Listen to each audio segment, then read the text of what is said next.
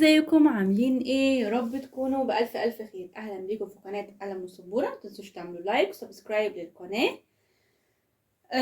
طيب، النهاردة هشرح درس الطرح على خط الأعداد.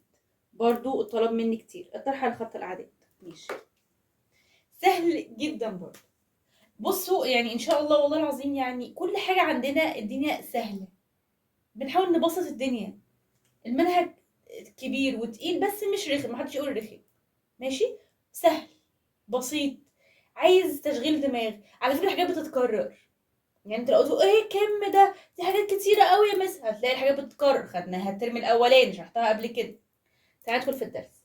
بيقول لك هنا اطرح 13 ناقص 5، وراح راسم لي خط اعداد كده، كاتب لي فيها كام؟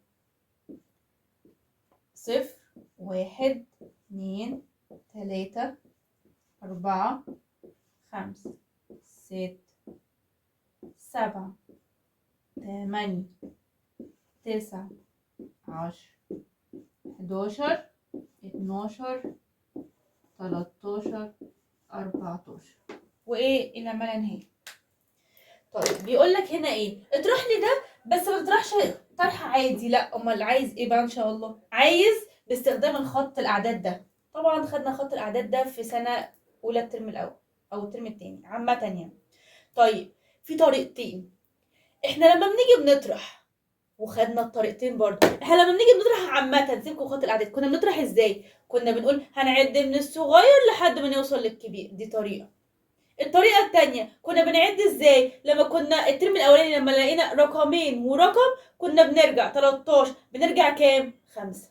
13 قبلها 12 قبلها 11 قبلها 10 قبلها 9 قبلها 8، يبقى 13 ناقص 5 كام؟ 8. يا اما كنا بنعد من الصغير لحد ما نوصل للكبير. تعالى كده نحل الطريقتين. طيب في هنا 13 في خط الاعداد، يا مس اهي، حط عليها دايره. في هنا 5 رقمين اهو، 13 و5. في هنا 13 يا مس اهي. طب في هنا 5 اهي، نحط عليهم دايره. طيب بنعد من الصغير لحد ما نوصل الكبير. طب عد كده. حاضر، ادي 5 6 7 8 9 10 11 12 13. عديت كام؟ يعني هتحس ان انت مثلا عامل زي القرد، قرد ايه قصدي، عامل زي الارنب وعمال تنط تنط تنط. انا عايزه اعرف انت نطيت كام يا ارنوب. حاضر، ادي 1 2 3 4 5 6 7 8. عديت 8، نطيت 8 صح، يبقى 13 ناقص 5 8. معلش، 13 ناقص 5 8. ايه ده؟ هي مسألة كده خلصت؟ كده خلصت. تاني بنعمل ايه يا مس؟ ولازم لما يقولك اطرح على خط الاعداد هعمل كده، لازم اعمل كده عشان اعرفه ان انا عملت نطيت.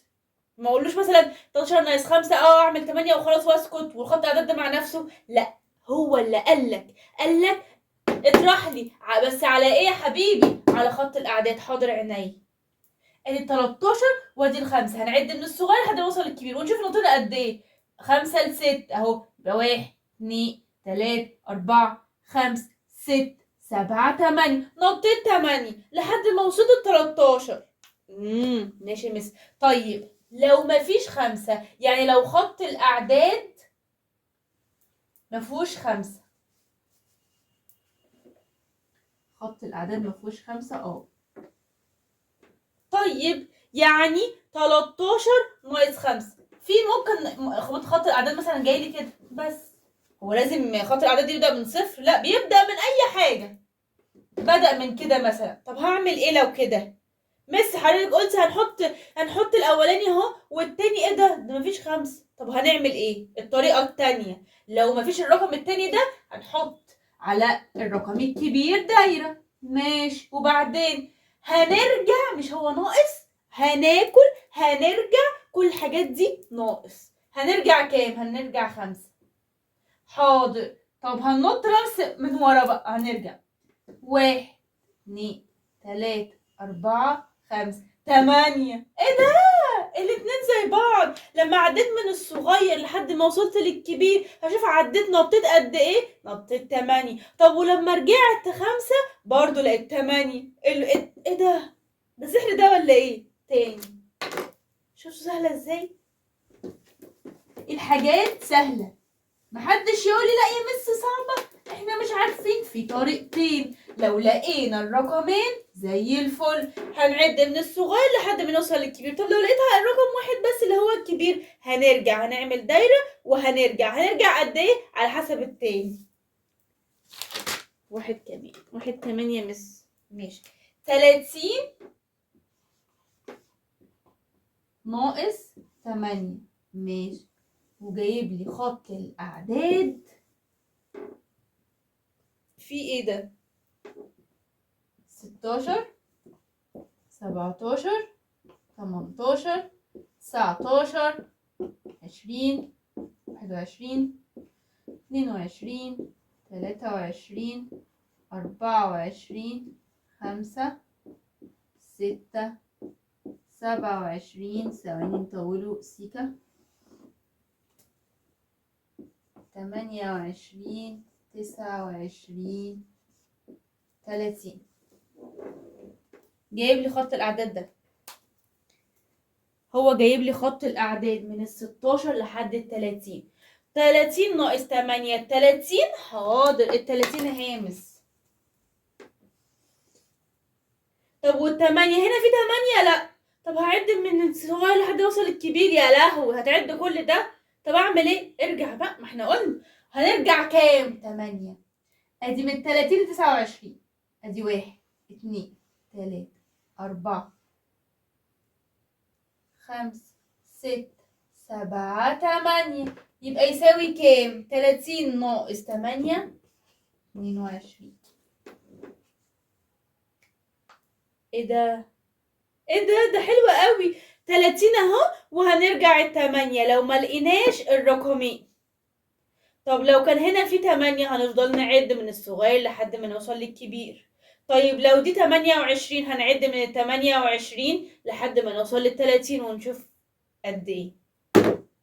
طيب، ملخص الدرس اسمه الطرح على خط الاعداد. لازم نعمل الرسومات دي عشان يعرف ان انا استخدمت فعلا خط الاعداد وما استخدمتش مخي. لو قال لي بالطريقه التي تفضلها اعمل اللي انت عايزه. لكن لما يذكر لي في راس السؤال بخط اطرح بخط الاعداد، حاضر عينيا هعمل الكلام ده. في حلين، لو لقيت الرقمين هنعد من الصغير لحد ما نوصل للكبير ونشوف احنا نطينا قد ايه. طيب لو لقينا كبير بس، الرقم الكبير بس وما لقيناش الرقم الصغير، طب هنرجع قد ايه؟ هنرجع 8 خطوات دول ونشوف برضو الرقم وصل لحد فين. خلصنا. ايه رايكم في الدرس؟ قمر والله. متنسوش تعملوا لايك وسبسكرايب للقناه وتحلوا الاسئله الموجوده في اخر الفيديو وتبعتوها لي على الكومنتات. واي حد عايز اسمه المره الجايه ان شاء الله اكتبوا لي اسمكم دلوقتي، المره الجايه ان شاء الله هحط اسمه. واي حد عايز يستفسر عن اي حاجه تحت امره في الكومنتات. واي حد عايز درس معين اشرحه له تحت امره. يلا باي.